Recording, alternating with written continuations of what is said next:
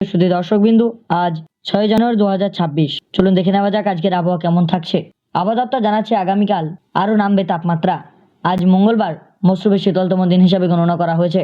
আজ কলকাতায় সর্বনিম্ন তাপমাত্রা 10.2 ডিগ্রি সেলসিয়াস, যা স্বাভাবিকের থেকে 3.7 ডিগ্রি কম। সর্বোচ্চ তাপমাত্রা 18.4 ডিগ্রি, সেটাও স্বাভাবিকের চেয়ে 6.7 ডিগ্রি কম। আবহাওয়া দপ্তর বলছে বেলা বাড়লেই কাটবে কুয়াশা, মেঘমুক্ত থাকবে আকাশ।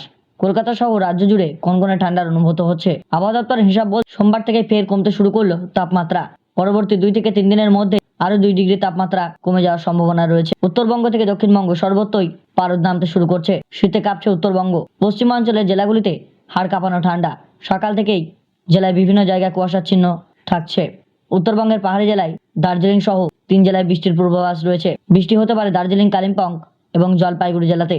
দার্জিলিংয়ে পার্বত্য উঁচু এলাকায় তুষারপাতের সম্ভাবনা রয়েছে। আবহাওয়া দপ্তর জানাচ্ছে সর্বনিম্ন তাপমাত্রা বা রাতের তাপমাত্রার সঙ্গে দিনের তাপমাত্রা স্বাভাবিকের নিচেই থাকবে বলে জানিয়েছে। উত্তরবঙ্গের সব জেলাগুলিতেই সর্বোচ্চ তাপমাত্রা স্বাভাবিকের থেকে 3 থেকে 4 ডিগ্রি সেলসিয়াস নিচে থাকতে পারে। এই ছিল আজকের আবহাওয়া আপডেট। প্রতিদিনের আবহাওয়ার খবর পেতে আমাদের চ্যানেলটিকে সাবস্ক্রাইব করে রাখুন।